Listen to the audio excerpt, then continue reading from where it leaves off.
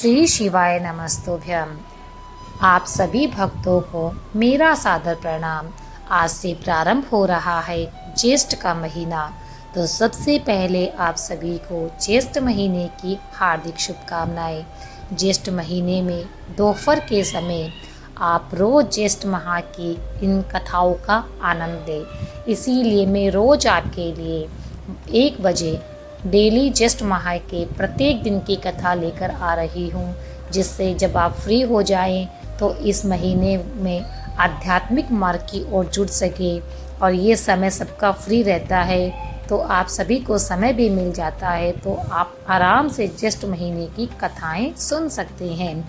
तो अपनी इस आध्यात्मिक साधना को तेज बनाते हैं। गर्मी के समय में जल के द्वारा भगवान श्री विष्णु का अभिषेक और पूजन करना अनिवार्य है। तो आइए आज से प्रारंभ होने वाले इस बहुत ही सुंदर महीने के उपलक्ष्य में हम इसी ज्येष्ठ मास की कथा की श्रृंखला को प्रारंभ कर देते हैं। और आज से इस मास से जुड़ी हुई पौराणिक कथाओं का श्रवण करेंगे। तो चलिए मिलकर करते हैं ज्येष्ठ मास की कथा का प्रारंभ। सभी बोलेंगे श्री शिवाय नमस्तुभ्यम। ज्येष्ठ महीने की महिमा गान करते हुए पद्म पुराण में देवी पार्वती भगवान शिव से पूछती है, हे नाथ, आप मुझे ज्येष्ठ महीने की तिथि और उसके महात्म्य का वर्णन कीजिए।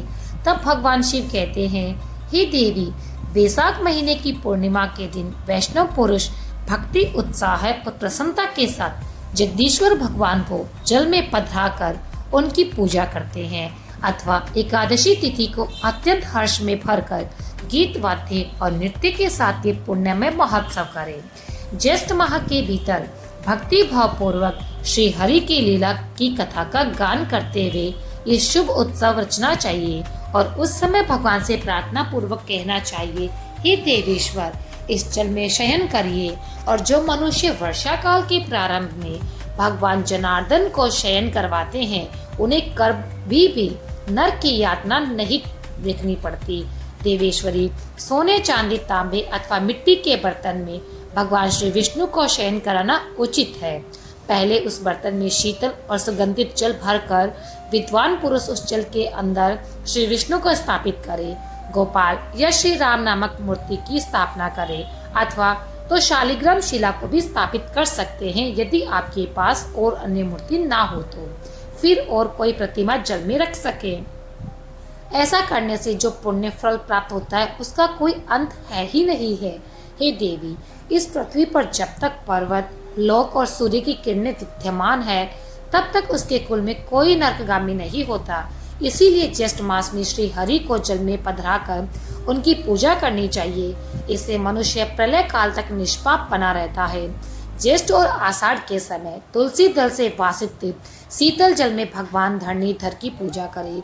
जो लोग जेठ के महीने में आषाढ़ मास में अनेक प्रकार के पुष्पों से जल में स्थित रहने वाले श्री केशव की पूजा करते हैं, माधव की पूजा करते हैं, वे यम यातना से छुटकारा पा जाते हैं। भगवान विष्णु जल के बहुत बड़े प्रेमी है, उन्हें जल अत्यंत प्रिय है और इसीलिए वे जल में ही शयन करते हैं। आपने देखा होगा कि भगवान श्री हरि जल में ही शयन करते रहते हैं। इसीलिए गर्मी के इन दिनों में विशेष रूप से जल में स्थापित करके श्री हरि का पूजन करना चाहिए। जो शालिग्राम शिला को जल में विराजमान करके परम भक्ति के साथ उसकी पूजा करते हैं, वे अपने कुल को पवित्र करने वाला कहलाता है। हे पार्वती, सूर्य के मिथुन और कर्क राशि पर स्थित होने के समय जिसने भक्ति पूर्वक जल में श्री हरि की पूजा की है, और विशेषकर द्वादशी तिथि के दिन जिसने जलशाही विष्णु का अर्चन किया है, उसने मानो कोटि शत यज्ञों का अनुष्ठान कर लिया हो। जो द्वादशी को रात्रि में जल पात्र में गंध आदि डालकर उसमें भगवान गरुड़ ध्वज की स्थापना और पूजा करते हैं, वो मोक्ष को प्राप्त होते हैं। जो श्रद्धा रहित पापात्मा, नास्तिक, संशयात्मा और तर्क में ही स्थित रहने वाले हैं, ये 5 व्यक्ति पूजा के फल के भागी नहीं होते। इसी प्रकार जो जगत के स्वामी महेश्वर श्री विष्णु को सदा जल में रखकर उनकी पूजा करता है, वह मनुष्य सदा के लिए महापाप से मुक्त हो जाता है। जो नाना प्रकार के पुष्पों से गरुड़ासन श्री विष्णु की पूजा करता है, वह सभी बाधाओं से मुक्त होकर श्री विष्णु के सायुज्य को प्राप्त कर लेता है। द्वादशी को एकाग्रचित होकर रात्रि में जागरण करके अविकारी और अविनाशी भगवान विष्णु का भक्ति पूर्वक भजन करे।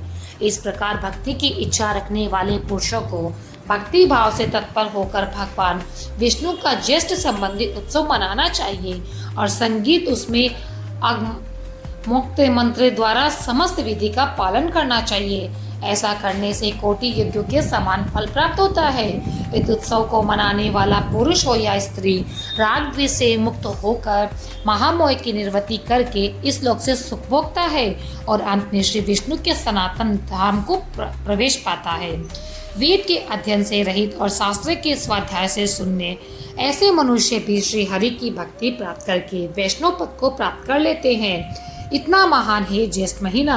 आइए अब इस विषय में एक और महत्वपूर्ण पौराणिक कथा सुनते हैं जो शास्त्रों में वर्णित है।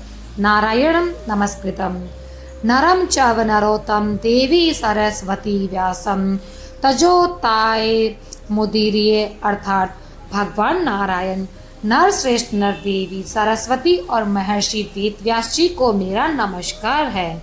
भगवान की विजय कथा से परिपूर्ण इतिहास, पुराण इत्यादि का कीर्तन करना चाहिए। सभी मुनियों ने जैमिनी ऋषि से कहा, हे भगवान, आप तो सभी शास्त्रों के तत्वज्ञाता और सभी तीर्थों के महत्व को जानने वाले हैं। पुरुषोत्तम क्षेत्र पवन पावन भी है।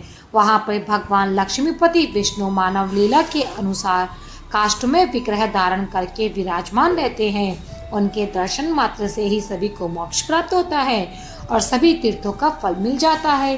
कृपया उनकी महिमा का विस्तार से वर्णन करिए। मुनियों की इस जिज्ञासा को देखकर जैमिनी ऋषि ने कहा, हे मुनियों, ये अत्यंत गूढ़ रहस्य है। हालांकि ये भगवान जगन्नाथ सर्वव्यापक और सभी को उत्पन्न करने वाले हैं, फिर भी ये परम उत्तम पुरुषोत्तम क्षेत्र इस महात्म जगदीश्वर का साक्षात स्वरूप है। इस स्थान पे वे स्वयं ही शरीर का धारण कर खुद निवास करते हैं और इसीलिए इस क्षेत्र को भगवान ने अपने खुद के नाम से प्रसिद्ध किया है। ये क्षेत्र 10 योजन के विस्तार में फैला हुआ है। इसका प्रादुर्भाव तीर्थराज समुद्र के जल से हुआ है और सभी को बालुका राशि से संपन्न है। उसके मध्य भाग में महान नीलगिरी उस तीर्थ की शोभा को बढ़ाता है। बहुत काल पहले की बात है, पूर्व काल में वराह रूपधारी भगवान ने इस पृथ्वी को समुद्र के जल से निकालकर जब सभी ओर से बराबर करके स्थापित किया था और पर्वतों द्वारा सुस्थिर कर दिया था, तब ब्रह्मा जी ने पहले की भांति समस्त चराचर जगत की सृष्टि की। उसके बाद तीर्थों, सरिताओं, नदियों और क्षेत्रों को यथास्थान पर स्थापित किया। उसके बाद सृष्टि के भार से पीड़ित होकर वे सोचने लगे कि आध्यात्मिक, आदि दैविक और आदि भौतिक इन 3 प्रकार के तापों से पीड़ित होने वाले संसार के ये समस्त जीव किस प्रकार से मुक्त हो पाएंगे। ऐसा विचार करते हुए ब्रह्मा जी के मन में एक भाव आया कि मैं मुक्ति के एकमात्र कारण भगवान श्री विष्णु का स्तवन करता हूँ। ऐसा सोचकर ब्रह्मा जी ने भगवान की स्तुति की। शंख, चक्र और गदा धारण करने वाले जगत आधार, आपको नमस्कार है। संपूर्ण विश्व की सृष्टि करने वाला मैं ब्रह्मा आपके ही नाभि कमल से उत्पन्न हुआ हूँ। इसलिए हे जगन, मैं अपने यथार्थ स्वरूप को आप ही जानते हैं, जिनकी माया से महातत्व आदि संपूर्ण जगत रचा गया हो, जिनके निश्वास से प्रकट हुआ शब्द ब्रह्म, रुक, साम और यजु इन तीनों भेदों में अभिव्यक्त हुआ हो, जिसका सहारा लेकर मैंने संपूर्ण भवनों की सृष्टि की है। उन्हीं आप परमात्मा से भिन्न भिन्न स्थूल, सूक्ष्म, ऋषभ, दीर्घ आदि कोई भी वस्तु नहीं है। हे भगवान, तीनों गुणों के विभाग पूर्वक भिन्न भिन्न कार्यों के रूप में आप ही चराचर के जगत के स्वामी है। ठीक उसी प्रकार जैसे सुवर्ण के कंकण, कुंडल इत्यादि के रूप में विभाजित होता है। हे परमेश्वर, आप ही जगत की गति भरता और साक्षी है। आप अखिल जीव स्वरूपी है। मैं सदैव आपकी शरण में रहता हूँ। आप मुझ पर प्रसन्न होइए, अपना आशीर्वाद दीजिए। ब्रह्मा जी के द्वारा इस प्रकार स्तुति करने पर मेघ के समान श्याम, शंख, चक्र इत्यादि चिन्हों से उपलक्षित भगवान विष्णु गरुड़ पर आरूढ़ होकर वहां पर प्रकट हो गए। उनका मुख कमल के समान प्रकाशवान था। उन्होंने ब्रह्मा जी से कहा, हे ब्राह्मण, तुम जिस कार्य के लिए मेरी स्तुति कर रहे हो वह संभव नहीं जान पड़ता। फिर भी यदि इसके लिए तुम्हारा उद्योग है ही, तो जिस क्रम से यह सिद्ध होता है वह तुम्हें बता देता हूँ। हे ब्रह्मा, मैं तुम हो और तुम मैं हूँ। संपूर्ण जगत मुझ में व्याप्त है। विष्णु मैं है। जहाँ तुम्हारी रुचि है वहाँ मेरी भी है। इसीलिए तुम्हारी मनोवांछा की सिद्धि का उपाय बता देता हूँ। समुद्र के तट पर महानदी के दक्षिण भाग में जो प्रदेश है वह इस भूतल पर सभी तीर्थों का फल देने वाला होगा। वहाँ जो उत्तम बुद्धि वाले मनुष्य निवास करते हैं वे अन्य जन्मों में किए वे सभी पुण्यों का फल भोगते हैं। समुद्र किनारे जो नील पर्वत सुशोभित हो रहा है वह पग पग पर अत्यंत श्रेष्ठ और परम पवित्र है। ये स्थान इस पृथ्वी पर गुप्त कहा गया है। वहाँ सभी प्रकार के संगों से दूर रहने वाला मैं देह धारण करके निवास करता हूँ और क्षर तथा अक्षर दोनों से ऊपर उठकर पुरुषोत्तम स्वरूप में मैं खुद ही विद्यमान हूँ। मेरा वह पुरुषोत्तम क्षेत्र सृष्टि और प्रलय से आक्रांत नहीं होता है। हे ब्राह्मण चक्र, आदि चिन्हों से युक्त मेरा जैसा स्वरूप यहाँ देखते हो वैसा ही वहाँ जाकर भी देखो। नीलांजन के भीतर की भूमि के कल्पों तक रहने वाले उस अक्षय वट की जड़ के समीप पश्चिम दिशा में जो रोहिण नाम से विख्यात कुंड है उसके किनारे निवास करते हुए मुझ पुरुषोत्तम को जो चरम चक्षुओं से देखते हैं वे उसके क्षण में क्षीण पाप धोकर मेरे सायुज्य को प्राप्त कर लेते हैं। हे महाभाग, तुम वहां जाओ। उस तीर्थ में मेरा दर्शन करके ध्यान करते समय तुम्हारे समक्ष पुरुषोत्तम क्षेत्र की श्रेष्ठ महिमा स्वतः ही प्रकाशित हो जाएगी। ये पुरुषोत्तम क्षेत्र श्रुतियों, स्मृतियों, इतिहासों और पुराणों से भी गुप्त है। मेरी माया से वह किसी को भी ज्ञात नहीं होता। मेरी कृपा से ही अब वह प्रकाश में आएगा और सभी को प्रत्यक्ष उपलब्ध भी होगा। व्रत, तीर्थ, यज्ञ और दान का जो पुण्य बताया गया है वह सब यहाँ एक दिन के निवास से प्राप्त हो जाता है। एक निश्वास भर निवास कर लेने से ही अश्वमेध के जितना फल प्राप्त होता है।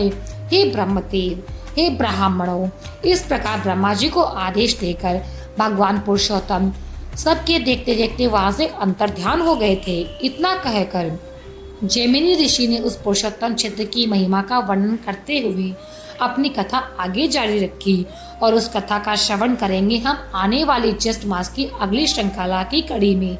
आइए अब ज्येष्ठ मास के महत्व का श्रवण करते हैं। हमारे शास्त्र कहते हैं कि ज्येष्ठ मास अत्यंत ही पुण्यदायक और विशेष महीना है।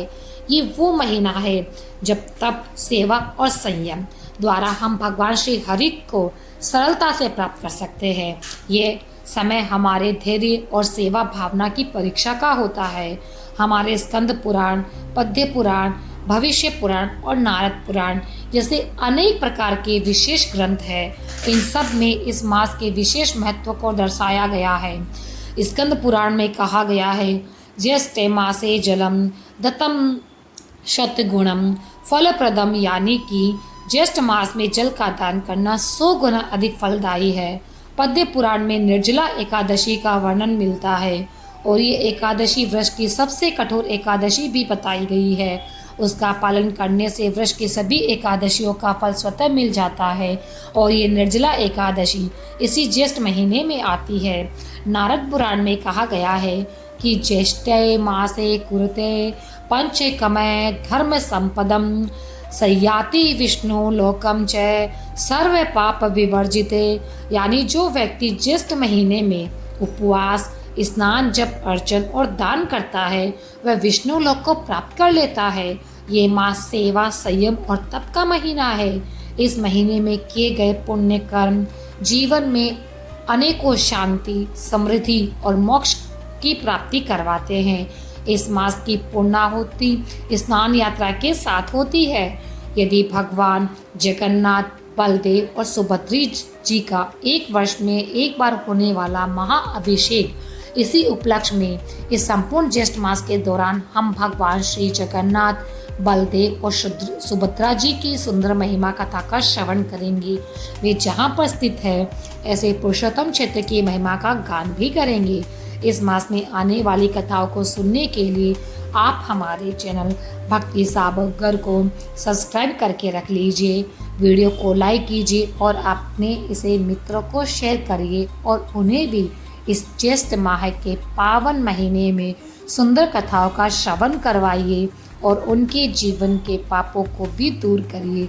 फिर मिलते हैं हम इसकी आगे की श्रृंखला में। तब तक के लिए श्री शिवाय नमस्तुभ्यम।